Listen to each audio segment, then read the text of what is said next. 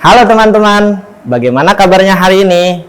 Semoga tetap sehat selalu ya. Perkenalkan, saya Ahmad Gus Fahmi. Pada kesempatan ini, kita akan membahas materi tentang pembuatan larutan. Sebelum membuat larutan, kita perlu memperhatikan wujud dari senyawa yang akan kita buat. Apakah berbentuk padatan atau berbentuk larutan? Kita dapat membaca di lembar data keselamatan atau MSDS. Tujuan dari pembuatan larutan ini adalah membuat larutan dari padatan murni dan larutan pekat melalui pengenceran, serta dapat menghitung konsentrasi larutan dengan beberapa satuan yang berbeda. Pembuatan larutan dengan konsentrasi yang tepat sangat penting dalam eksperimen di laboratorium. Jadi, perhatikan baik-baik ya teman-teman. Pada topik pembuatan larutan, terdapat dua percobaan. Yang pertama, membuat larutan urea dari padatannya. Yang kedua, mengencerkan larutan kalium klorida. Percobaan yang pertama adalah membuat larutan urea dari padatannya. Alat yang digunakan neraca analitik, bulb karet, pipet volumetrik 10 mili, pengadu kaca, termometer, sudip, kaca arloji, labu takar 50 mili, gelas piala 100 mili, corong, dan labu semprot. Bahan yang digunakan adalah padatan urea dan juga Aquades yang telah terisi dalam labu semprot. Selanjutnya, kita timbang sebanyak 3 gram padatan urea. Sebelum memulai menimbang, perhatikan dulu kebersihan dari neraca dan juga kedataran dari neraca. Bisa teman-teman memperhatikan gelembung pada neraca.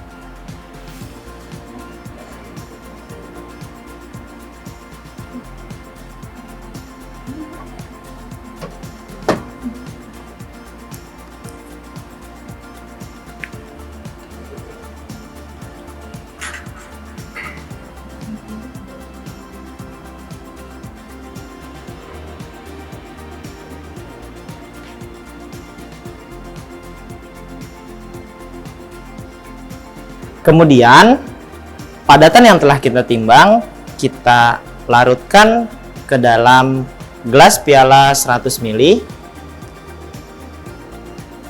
Hati-hati agar tidak berceceran kemana-mana. Setelah itu, kita bilas dengan Aquades agar tidak ada yang tertinggal di kaca arloji. Lalu kita aduk hingga semua padatan melarut sempurna. Mengaduknya pelan-pelan saja, jangan sampai bunyi seperti ini ya. Jadi pelan-pelan, jangan sampai ada suara seperti tadi. Oke. Setelah semua padatan melarut sempurna, kita bisa merasakan adanya perubahan suhu larutan. Untuk urea ini, dia lebih dingin dibandingkan larutan awalnya tadi. Perubahan suhu yang lebih dingin ini menandakan reaksi pelarutan urea bersifat endoterm.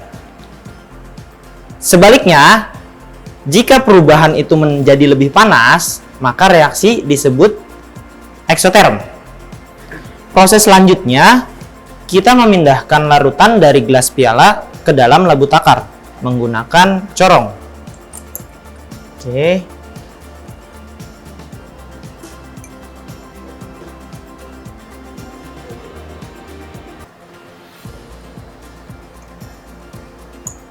Jangan lupa untuk dibilas minimal 3 kali untuk memastikan semua larutan masuk ke dalam labu takar ini. Kemudian bilas juga corong agar memastikan kembali tidak ada yang tertinggal. Oke. Perhatikan juga membilasnya sedikit-sedikit ya, agar tidak melebihi tanda tera. Setelah ini, tambahkan Aquades hingga mendekati tanda tera. Kemudian diseka leher labu takar menggunakan kertas saring ataupun tisu. Hati-hati jangan sampai mengenai larutannya. Himpitkan dengan menggunakan Aquades hingga meniskus bawah tepat pada tanda tera.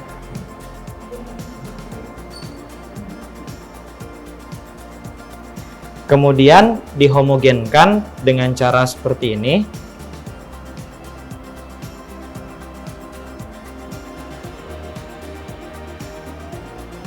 Setelah dirasa homogen, maka larutan siap untuk digunakan.